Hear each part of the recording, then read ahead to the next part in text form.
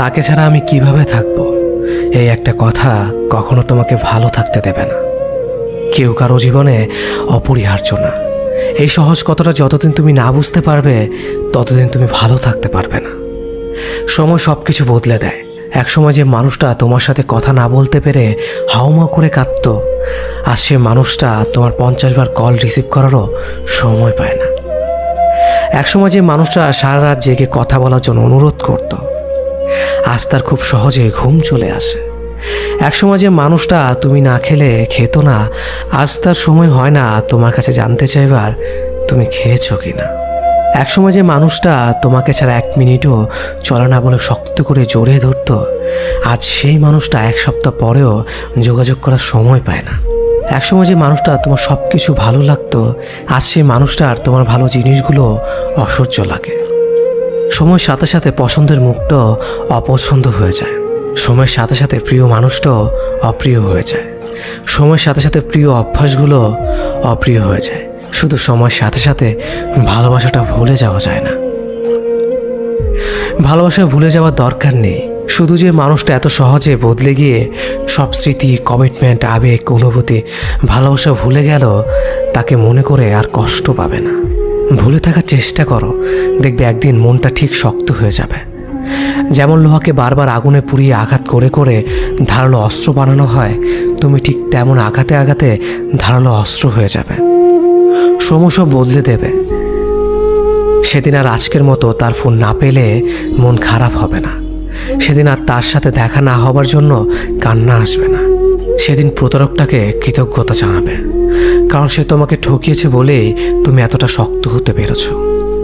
সেদিন তোমাকে কেউ ভাঙতে পারবে না, কারণ পাথরে আঘাত করলে কাঁচি ভাঙবে, পাথর না। সে খুব ভালো ছিল। আমার ব্যর্থতা আমি তাকে আগলে রাখতে পারলাম না। আমি কেমন ভালোবাসলাম তাকে, তার ভালো খারাপ আমি মানতে পারলাম না। ছি, আমার নিজের প্রতি নিজের রাগ হয়। তার ভালো খারাপ ভালো লাগা যদি আমি মেনে নিতাম, ইস, তাকেও আগলে রাখা যেত। আমি কেমন প্রেমিক ছিলাম, কখনো তার ভালো লাগার মূল্যই দিইনি। তার ভালো লাগতো কি জানেন? তার ভালো লাগতো আমি ছাড়া আরও অনেকের সাথে কথা বলতে। তার ভালো লাগতো আমাকে অপেক্ষা করিয়ে অন্যের সাথে কথা বলা। তার ভালো লাগতো আমি যেন তার রাগ ভাঙাই, আমার রাগ সে না ভাঙলেও চলবে। তার ভালো লাগতো ছেলে বন্ধুর সাথে খুব খারাপভাবে কথা বলা। তার ভালো লাগতো সবাইকে ছবি দেওয়া, কিন্তু আমি চাইলেই 1000 বাহানা। তার ভালো লাগতো মিথ্যে কথা বলা। তার ভালো লাগতো পুরনো প্রেমিকের সাথে কথা বলা। তার কিন্তু আমাকেও ভালো লাগতো, সেটাও আমি জানতাম। তার ভালো লাগতো ঘুমের নাম করে আমাকে এড়িয়ে চলা। তার ভালো লাগতো আমাকে কষ্ট দেওয়া। আমি তার এসব ভালো লাগা মেনে নিতে পারলাম না। ছি, আমি কেমন প্রেমিক ছিলাম। এই জন্যই তো তাকে আগলে রাখতে পারলাম না। আসলে তার ভালো লাগার যে আমি মূল্যই দেইনি। মানুষের ভালো লাগাকে প্রাধান্য দেওয়া লাগে, না হয় সম্পর্ক টিকে না। সম্পর্কে শুধুমাত্র একজনের ভালো লাগার জন্যই অন্য আরেকজন অন্ধের মতো ভালোবেসে যায়। হারিয়ে ফেলেছি আমি আমার ভালোবাসাকে। সত্যি সে ভালো ছিল। আমি আজও নীরবে বসে চোখে জল ফেলি। আমাকে তুমি বুঝতে পারোনি, হয়তো বোঝার চেষ্টা করনি বলেই আমাকে তুমি বুঝতে পারোনি।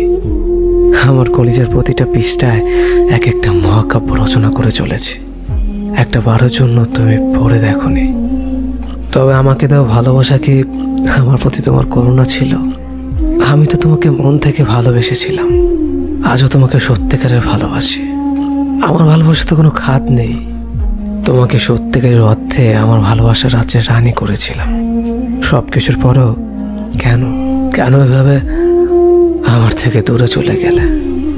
সবটাই তো জানতে কতটা পাগলের মতো তোমাকে ভালোবেসেছি। হায়রে দুনিয়া, এই পৃথিবীতে সত্যিকারের ভালোবাসার কোনো দামই নেই।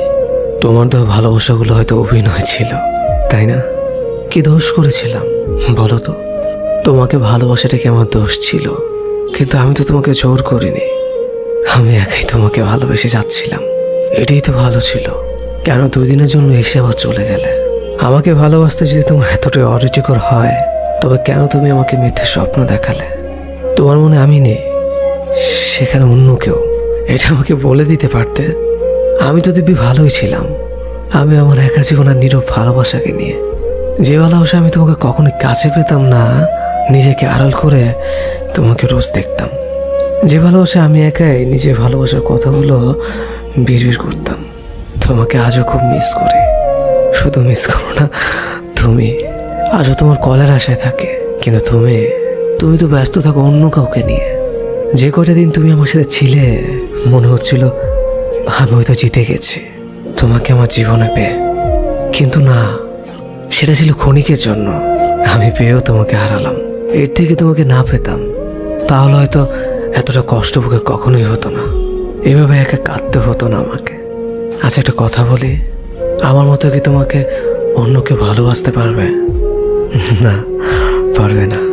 তুমি আমার ভালোবাসাটাকে এতটাই ছোট করে দেখেছ যে কখনো আমার ভালোবাসাকে বুঝতেই পারোনি। শেষবারের মতো একটা কথা বলবো, কি তোমাকে আমার থেকে এত বেশি ভালোবাসে? কার জন্য তুমি আমাকে এভাবে কষ্ট দিচ্ছ? সুখে থাকো তুমি তাকে নিয়ে, আমি না হয় একাই তোমাকে ভালোবাসবো। সম্পর্ক যখন শুরু হয় তখন আমরা ভীষণ রকমের কেয়ারিং থাকি। সকালে ব্রেকফাস্ট থেকে ডিনার পর্যন্ত একজন অপরজনের খাবারের কথা মনে করিয়ে দেয়। ব্যাপারটা এমন না যে আমি তাকে খেতে না বললে সে খাবে না। ব্যাপারটা হলো সম্পর্কের শুরুর দিকে কেয়ার নেওয়া এবং কেয়ার পাওয়া, দুটো বিষয় আমরা ভীষণ রকমের তৃপ্তি পাই। ঘন্টায় 3 বার ফোন দেওয়া, দিন শেষে প্রিয় মানুষের সাথে ঘন্টা পর ঘন্টা কথা বলা, একজন অসুস্থ হলে আরেকজনের দুশ্চিন্তা হওয়া, সব কিছুই একটু অন্য রকমের থাকে। মাঝে মাঝে মনে হয় মানুষটাকে ভালোবাসার জন্য এক জীবন যথেষ্ট না। এরপর অল্প অল্প করে সম্পর্কের ডেফিনেশন বদলাতে শুরু করে। কেয়ারিং মানুষগুলো ড্যাম কেয়ার হয়ে যায়, প্রিয় মুখ মুখস্থ হয়ে যায়। রাত জেগে কথা বলা মানুষটা মধ্যরাতে ঘুমাতে শুরু করে। একজনের অসুস্থ হওয়ার ব্যাপারটা আরেকজনের কাছে স্বাভাবিক হতে শুরু করে। প্রচণ্ড জ্বরের ঘরে যে বিপরীত মানুষটা একসময় মাথায় হাত বোলানোর কথা বলতো, সম্পর্কের বয়স বেড়ে গেলে সেই মানুষটা একটা না পেয়ে এক্সট্রা খেয়ে